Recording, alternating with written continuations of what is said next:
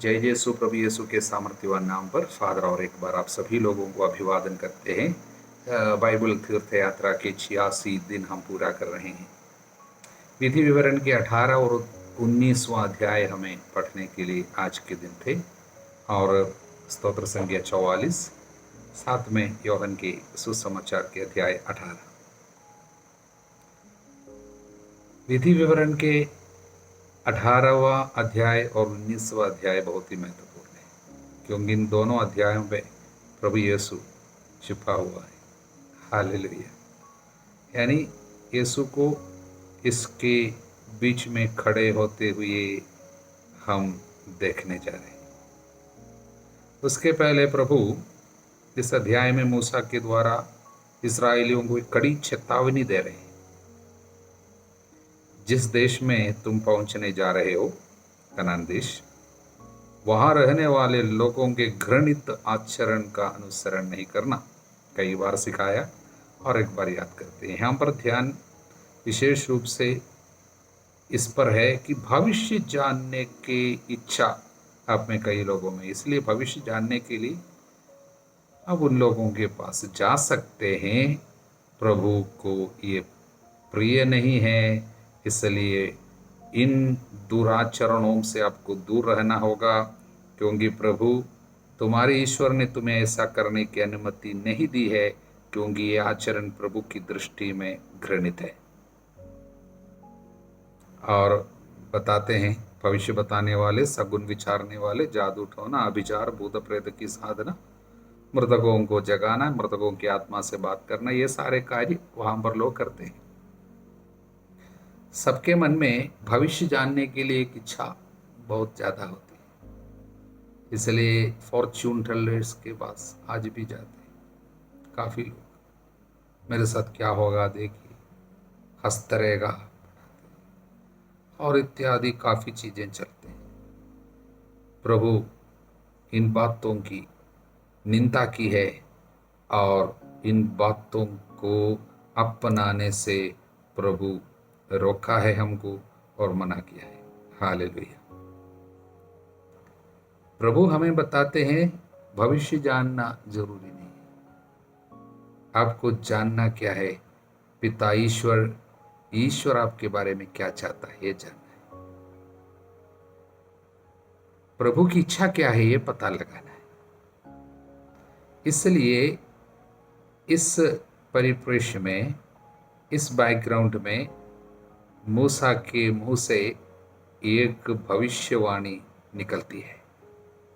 मूसा एक भविष्यवाणी, एक प्रोफेसी करता है और उसने क्या कहा, वचन 15, तुम्हारा प्रभु ईश्वर तुम्हारे बीच तुम्हारे ही भाइयों में से तुम्हारे लिए मुझ जैसा एक नबी उत्पन्न करेगा, तुम लोग उसकी बात सुनोगे। हालेलुया। मूसा के द्वारा प्रभु ने अपनी इच्छा प्रकट की थी, पुराने विधान। अब मूसा नबी एक भविष्यवाणी कर रहे हैं, मुझ जैसा एक और नबी आपके बीच में से उत्पन्न होगा, पिता ईश्वर भेजेगा, तुम्हें उसकी सुनना है। मतलब ईश्वर की इच्छा को पूर्ण रूप से प्रकट करने वाला कोई आएगा, पिता ईश्वर का चेहरा प्रकट करने वाला आएगा, आपको ये बताने वाला आएगा कि आपको क्या करना होगा। क्योंकि अब मैंने जो कुछ भी सिखाया, अगर उससे तुम तृप्त नहीं हो, उससे आगे सिखाने वाला कोई आएगा। किसके बारे में है? ईसा मसीहा के बारे में है। हमको कैसे पता चलता है यीशु के बारे में?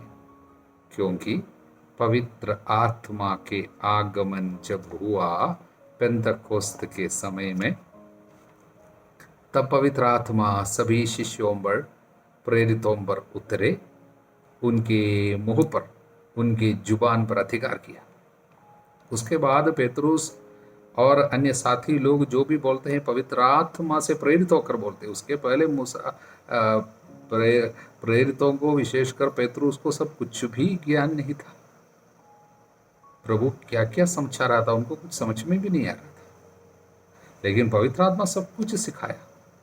पवित्र आत्मा आने के बाद पेतरुस जब प्रवचन देता है, और अध्याय 3 प्रेरित चरित्र में पेतरुस का एक भाषण हम मंदिर में, वो यहूदियों को यीशु की बातें नहीं सुनने के हेतु, यीशु को सूली पर चढ़ाने हेतु उनको धिक्कारते हुए और दोष लगाया, तुमने अज्ञानता में उनकी बात नहीं सुनी जिनको पिता ने आपके पास भेजा था, और तुमने उनको सूली पे चढ़ाए, लेकिन हम उनके नाम से ये शिक्षा आपको देते हैं।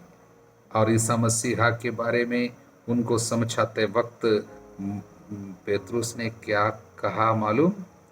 पेतरुस ने कहा, मूसा ने कहा था, प्रभु ईश्वर तुम्हारे भाइयों में से तुम्हारे लिए मुझ जैसा एक नबी उत्पन्न करेगा, वो जो कुछ तुम लोगों से कहेगा तुम उस पर ध्यान देना। जो उस नबी की बात नहीं सुनेगा वो प्रजा में से निकाल दिया जाएगा। यीशु के बारे में था। किसने कहा? पवित्र आत्मा। किसके द्वारा?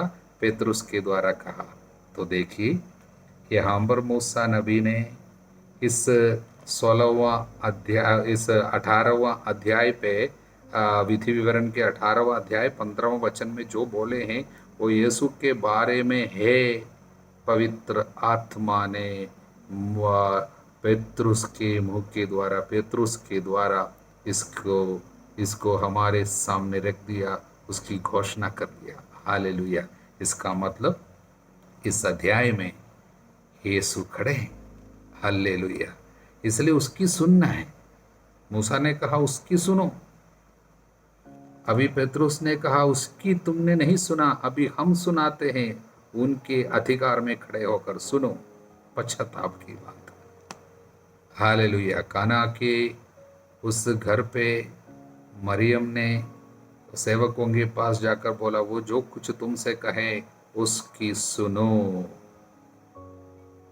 जब पहाड़ी पर चढ़े थे, ताबोर के पहाड़ पर प्रभु का रूपांतरण हुआ था, उस समय पिता की आवाज सुने, ये मेरा परम प्रिय पुत्र है, मैं इस पर अत्यंत प्रसन्न हूं, उसकी सुनो। हालेलुया। पूरे बाइबल पे कितने बार यीशु के मुंह से निकले वाला वचन सुनो, उसकी कहना मानो, ये बताया गया है। इसलिए भविष्य जानने की जरूरत नहीं, भविष्य प्रभु के हाथ में सुरक्षित है, उसकी सुनो। पता लगाते रहो कौन सी बात ईश्वर को प्रिय है। एफेसी 5:10, 5:17 पे लिखा है, तुम मूर्ख नहीं बनना, पता लगाओ प्रभु क्या चाहता है। और प्रभु हमसे बात की है, उनके मुंह से जो शिक्षा निकलती है उनको सुनना है, दिल पे रखना है, भविष्य सुरक्षित है।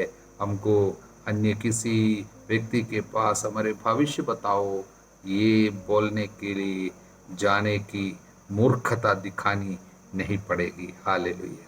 विधि विवरण ग्रंथ के अध्याय 19 में शरण नगरों के बारे में एक विवरण हमको मिलते हैं। ये बहुत ही महत्वपूर्ण एक संदेश है। इस पे शरण नगरों का मतलब क्या है?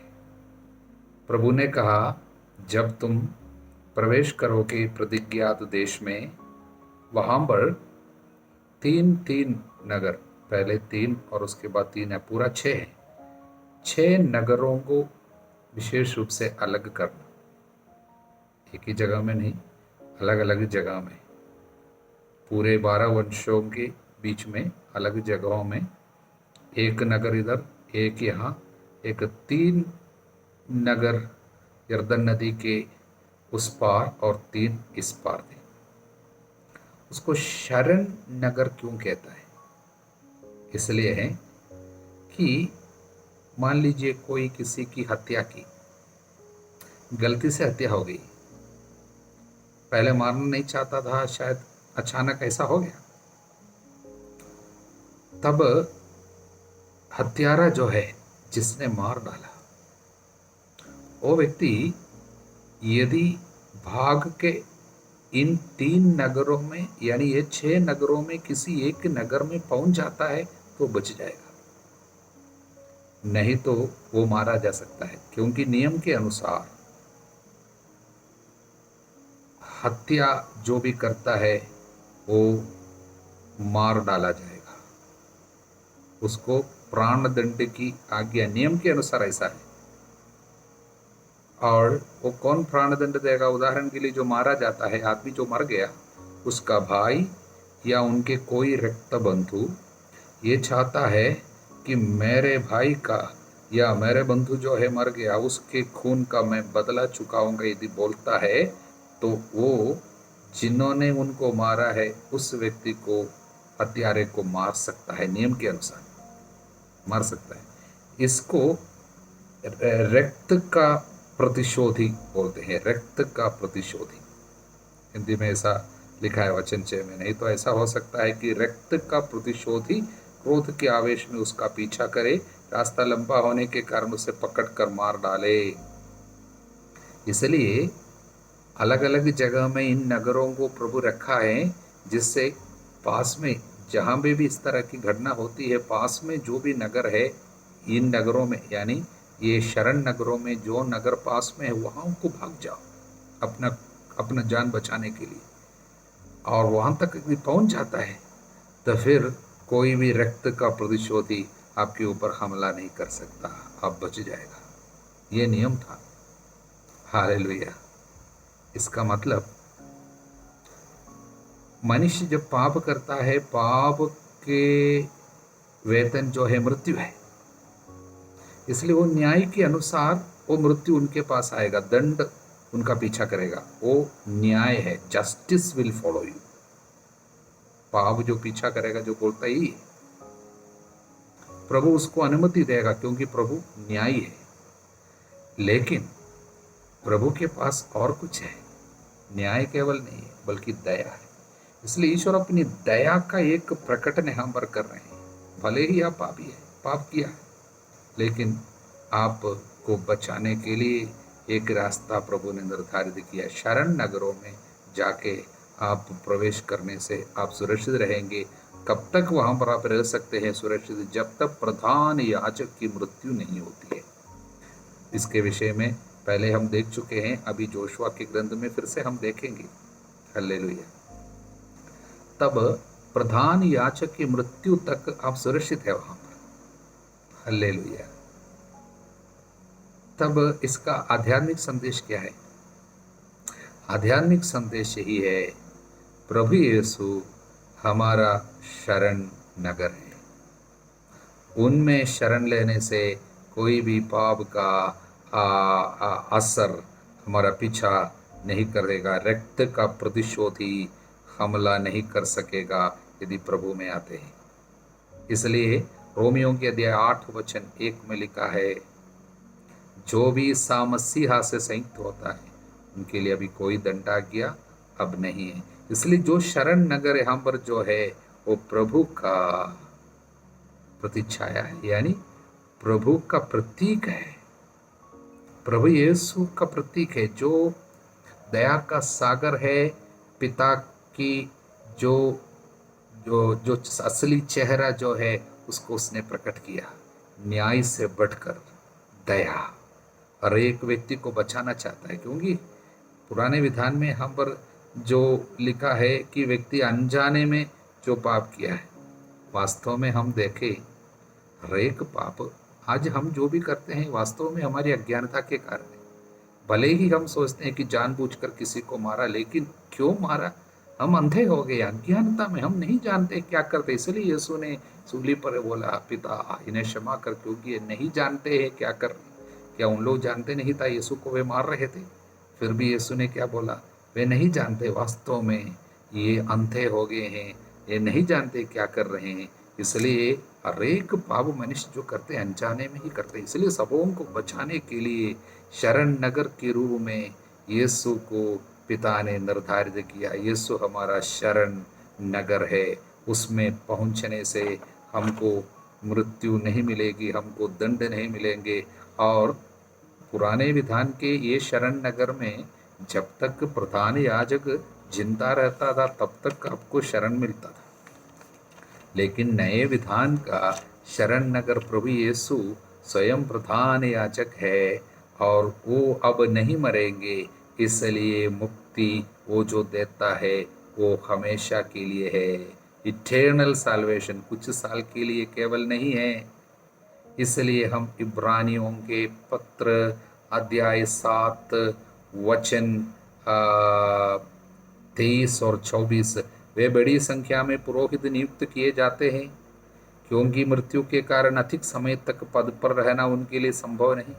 ईसा सदा बने रहते हैं, इसलिए उनका पौरोहित्य चिरस्थायी है। वचन 25, यही कारण है जो लोग उनके द्वारा ईश्वर की शरण लेते हैं वह उन्हें परिपूर्ण मुक्ति दिलाने में समर्थ है, क्योंकि वे उनकी ओर से निवेदन करने के लिए सदा जीवित रहते हैं। इसलिए वो जो मुक्ति देता है सदा के लिए है। इसलिए प्रभु शरण नगर है, वो हमारे लिए सच्चे गढ़ है जिस पे पहुंचकर हम सुरक्षित रहते हैं। हालेलुया। अब हम स्तोत्र संख्या 44 को जरा समझने की कोशिश करें। 44 मुख्य संदेश कुछ इस प्रकार है।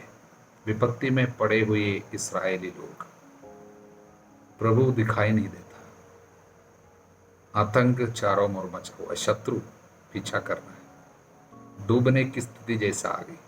उस समय चिल्ला रहे हैं, पुकार रहे, प्रभु बचाइए, लॉर्ड हेल्प अस।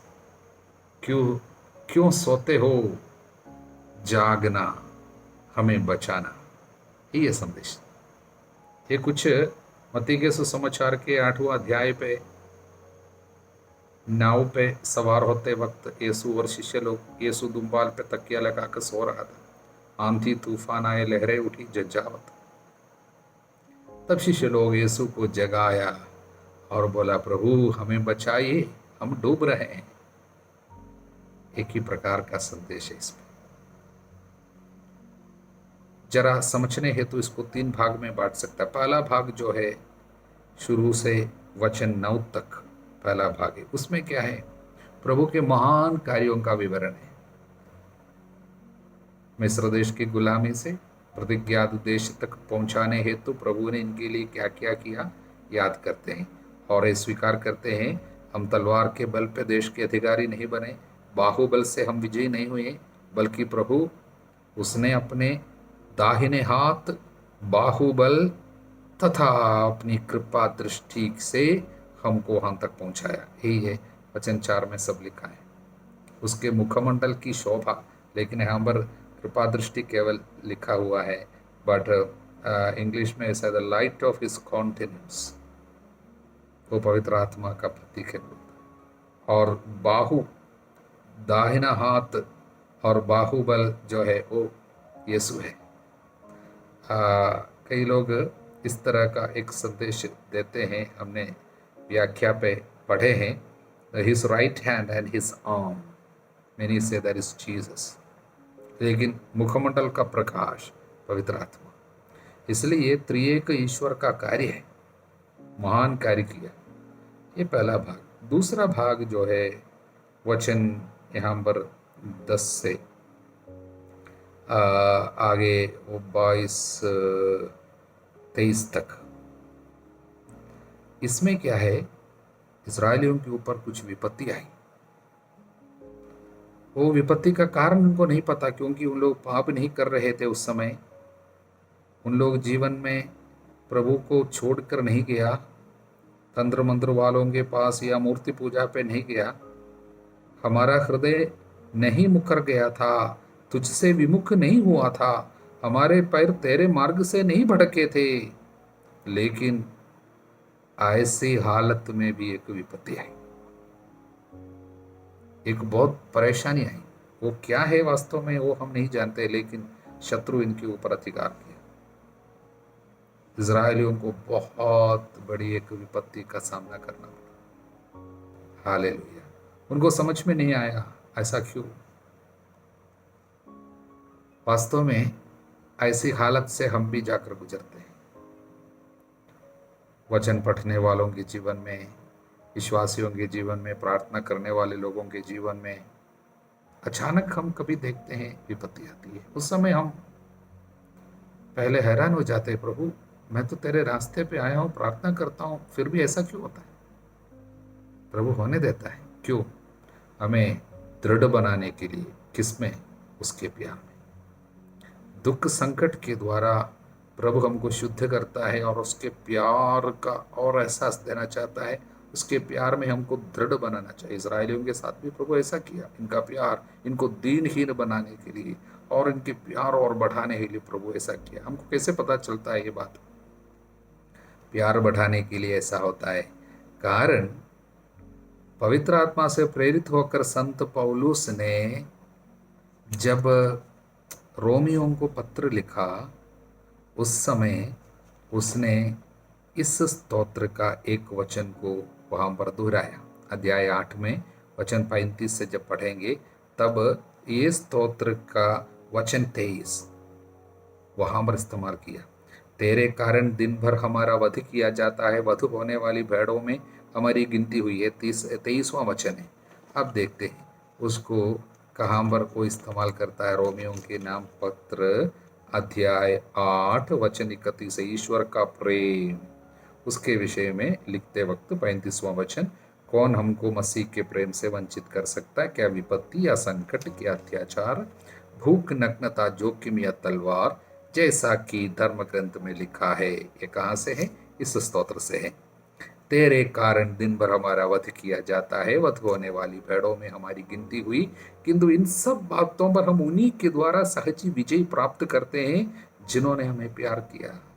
मुझे दृढ़ विश्वास है, न तो मरण या जीवन, न स्वर्गदूत या नरकदूत, न वर्तमान या भविष्य, न आकाश या पाताल की कोई शक्ति, न समस्त सृष्टि में कोई या कुछ हमें ईश्वर के उस प्रेम से वंचित कर सकता है जो हमें हमारे प्रभु यीशु मसीह द्वारा मिला है।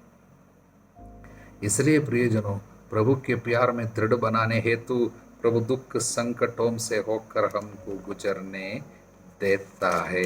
हालेलुया। यही है ये दूसरा भाग का संदेश। और तीसरा भाग क्या है? अंतिम वचन जो है 24 से लेकर वचन 24, 25, 26, वो क्या है? स्तोत्र ग्रंथकार की एक प्रार्थना है। भले ही दुख संकट में है लेकिन निराश नहीं हुआ है, गुस्सा में नहीं है प्रभु से, बल्कि वो प्रभु के सामने एक सुंदर प्रार्थना रखते हैं। विश्वास और आशा भरी प्रार्थना। प्रभु जाग, तू सोता क्यों है? उठ, हमें सदा के लिए न त्याग। तू हमसे अपना मुख क्यों छिपाता है? हमारी दयनीय दशा क्यों भुलाता है? क्योंकि हमारी आत्मा धूल में पड़ी हुई है, हमारा शरीर मिट्टी में रौंदा गया। उठकर हमारी सहायता कर, अपनी सत्य प्रतिज्ञता के कारण हमारा उद्धार कर। इसकी विशेषता क्या है? अब हम जो मांगते हैं अपनी पवित्रता के कारण, हमने पाप नहीं किया, हमने आपके रास्ते से नहीं मुकरा, इस कारण नहीं, बल्कि हम दावा क्यों करते हैं ये आशीर्वाद, हमारी मुक्ति हम कैसे दावा करते हैं? आपकी सत्य प्रतिज्ञता के कारण, आपके महान प्यार के कारण, हमारे प्रति आपकी जो महान दया है उसके कारण हमको बचा। वो प्रार्थना आशा से भरी हुई प्रार्थना, निराशा में नहीं, आशा है उस पर। एक सुंदर प्रार्थना। प्रियजनों, हमको भी दुख संकट में आशा भरी प्रार्थना करनी है। वो प्रार्थना प्रभु की दया को पकड़े हुए होना चाहिए। दावा करना है, पकड़ लेना उसकी दया को। हालेलुया। योहन के सुसमाचार के अध्याय 18 7 में 19 जोड़ के समझना अच्छा है। कारण यीशु की गिरफ्तारी, दुख भोग, मृत्यु, ये 2 अध्यायों में है।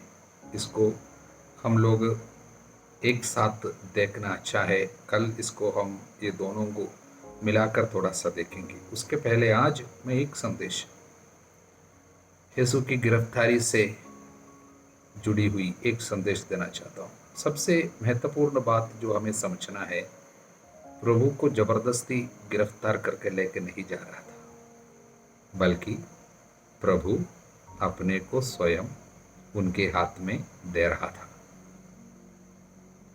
क्योंकि इसके पहले कई बार कई लोग गिरफ्तार करने आए थे लेकिन कुछ नहीं कर पाए। यीशु को मालूम था मेरा समय आया, इसलिए वो स्वयं आगे बढ़ के आया वो स्वयं उनके हाथ में दे रहा था। उन लोग सोचा हमने पकड़ लिया, ऐसा नहीं था। प्रभु स्वयं उनके हवाले कर रहे थे। वचन 4, ईसा ये जानकर कि मुझ पर क्या क्या बीतेगी आगे बढ़े। जब गिरफ्तार करने वाले आए, प्रभु आगे बढ़े, प्रभु पीछे नहीं हटे, प्रभु आगे बढ़े। अब प्रभु जब आगे बढ़ते हैं तो शत्रु का क्या होता है देखना। किसे ढूंढते हो, प्रभु पूछा। उन्होंने उत्तर दिया, ईसा नाजरी को। ईसा ने उनसे कहा, मैं वही हूं, मैं वही हूं। तब क्या हो गया, जब ईसा ने उनसे कहा मैं वही हूं, तो वे पीछे हटकर भूमि पर गिर पड़े। ये क्यों? ये एक भविष्यवाणी का पूर्तिकरण है। मतलब स्तोत्र ग्रंथकार ने 2 जगह में शायद कहा था। क्या है? जब एक निष्कलंक धर्मात्मा अपने पास आने वाले दुख को जब प्यार से स्वीकार करेगी, निष्कलंकता यानी धर्मी व्यक्ति जीवन के दुखों को बिना भुनभुनाए प्यार से जब उठाएंगे, स्वीकार करेंगे, तब शत्रु पीछे जाकर गिर जाएंगे, पीछे को हट जाएंगे। ये वचन में लिखा है। स्तोत्र संज्ञा 6 वचन 11, स्तोत्र संज्ञा 35 वचन 4, इन जगहों में सब लिखा है।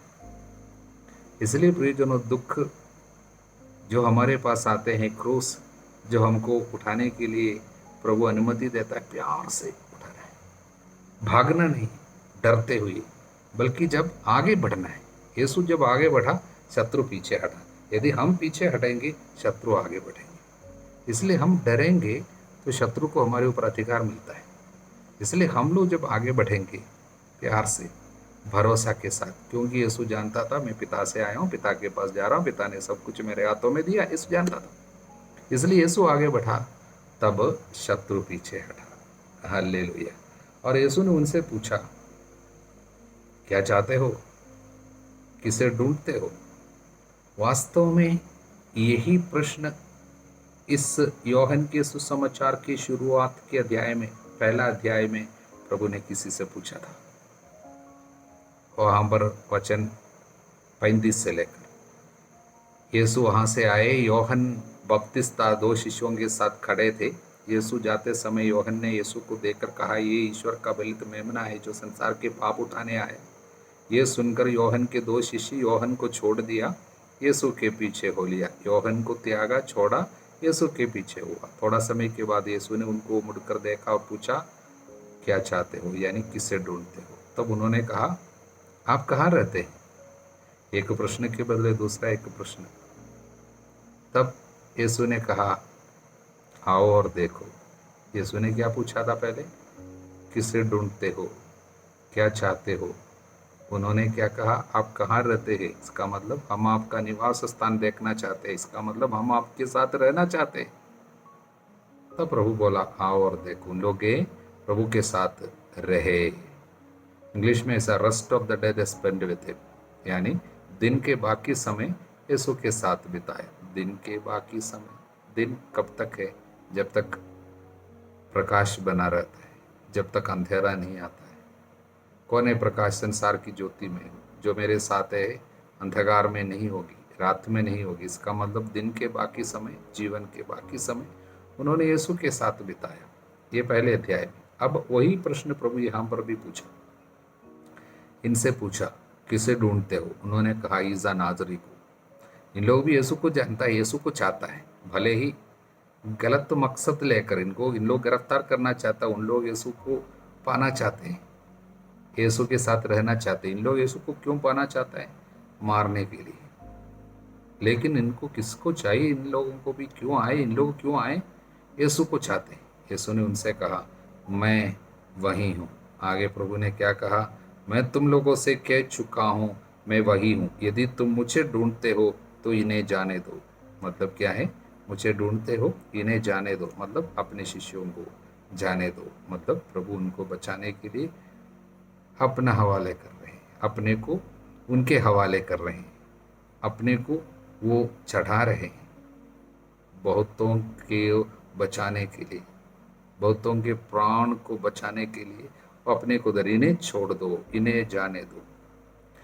वो उस समय का टेक्सचुअल मीनिंग है, यानी जब बताया गया उसका अर्थ है, लेकिन उसका एक आध्यात्मिक अर्थ है। जब मैं उसे पढ़ता हूँ, प्रभु मुझसे पूछते हैं क्या चाहते हो, मैं उनकी आंखों में देख के कहता हूँ प्रभु मुझे आपको चाहिए, मैं आपको पाने आया हूँ। तब प्रभु मुझको बताएगा, क्या बताते हैं, मैं वही हूँ, यदि तुम मुझे पाना चाहते हो उन्हें जाने दो। काफ़ी चीज़ों को दिखाते हुए कहेगा छोड़ दो, गलत रिश्ताओं को दिखाते हुए कहेगा जाने दो, गुस्सा को दिखा कर कहेगा इन्हें छोड़ दो, गुस्सा का दुष्टात्मा छोड़ दो। कुछ तंत्र मंत्र जादू टोने पे से पहले जाते थे, और कुछ अभी भी विश्वास में कुछ कमी है। जब भी कुछ तकलीफ आ जाते तुरंत वहाँ पर जाता था, उस कार्य में जाता था, कुछ धागा बांधता था, कुछ अंधविश्वास था, उन्हें जाने दो। कुछ गलत आदत थी, उन्हें जाने दो। यहाँ पर कुछ ज़रूरत से ज़्यादा लगाव था, शायद मोबाइल पे या कुछ मीडिया पे, उन्हें जाने दो। प्रभु को चाहते हो, काफ़ी चीज़ों को हमें त्यागना होगा। प्रभु इसलिए दुख भोगा जिससे हमको गुलामी से वो छुड़ाए, गलत गंदी आदतों से हमको छुड़ाए।